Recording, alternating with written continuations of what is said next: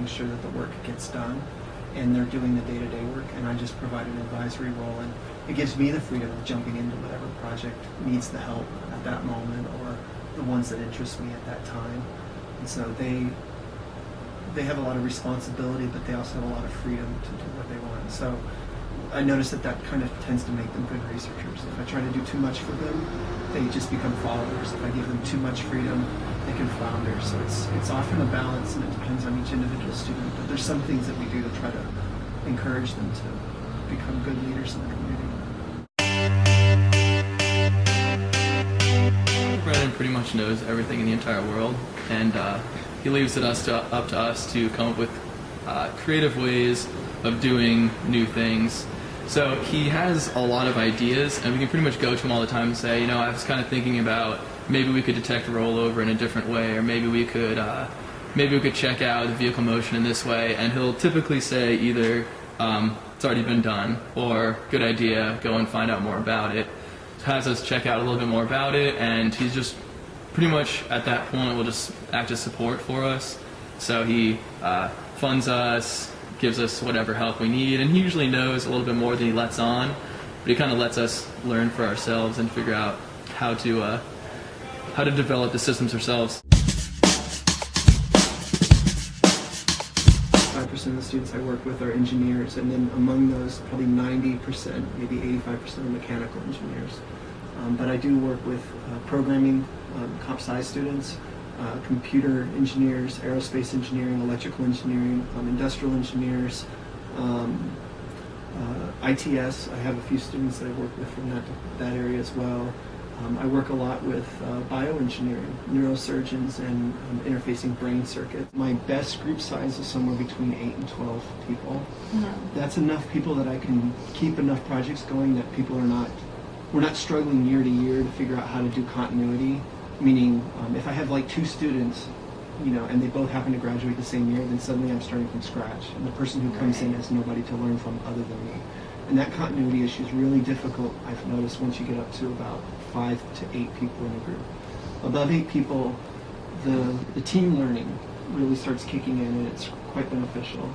And then above like 12 to 15 people, then my week starts turning into more of industrial corporate meetings where I'm just going from meeting to meeting to meeting with groups of people.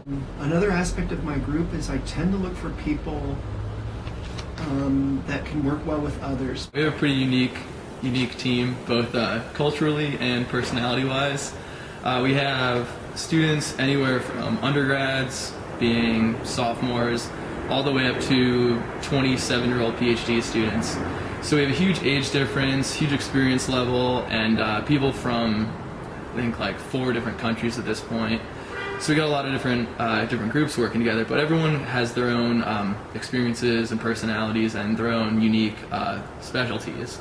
So you have some people that have really a high level of machining experience, and for example, someone with machining experience would be able to machine this onto the truck, while someone else with experience using a LiDAR would actually be able to program the LiDAR to do the detection. So you all work together in that way, and also this is Big Red, our test truck. It's covered in poop right now, and it's lovely. It can be hard that sometimes we're financially constrained, so it might take a while to buy something new. If something breaks, it breaks for good, meaning you don't have enough money to just go out and buy a new one. Necessity is the mother of creativity in many senses. Yeah. Some of the research that we've gotten into, we've done it specifically because of things like cost or ways of keeping things cheaper. So for example, when I first started at Penn State, I really wanted a guidance system, $100,000 guidance system so that we can calibrate all of our sensors. If I have something that's telling me where the car's pointed, I want to know where the car's pointed to like within 1/100th of a degree, the most accurate capability I can find. And I could certainly go out and buy a guidance system for a cruise missile, but we couldn't, and even if we could, I'm not going to put a $100,000 system on every single vehicle. So because we didn't have it available, we started looking at things like, how could I use a webcam, for example, and take pictures of the terrain and the mountains and the road around us and learn where those pictures are located, and then correlate that with what I see as I'm driving around so I know which direction the vehicle's pointed and where it's at. And so now I've gotten now, because of that necessity, we've developed that map-based capability. And so now we do have a $100 sensor that has the accuracy of a $100,000 guidance system. Right. And so, would we have had that if everything had been given to us? Almost certainly no. So sometimes having lack of resources actually makes you more creative. Right, and will ultimately give you more resources. Right.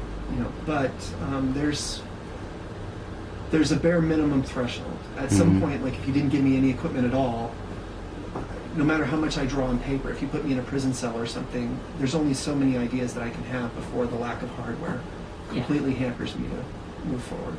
So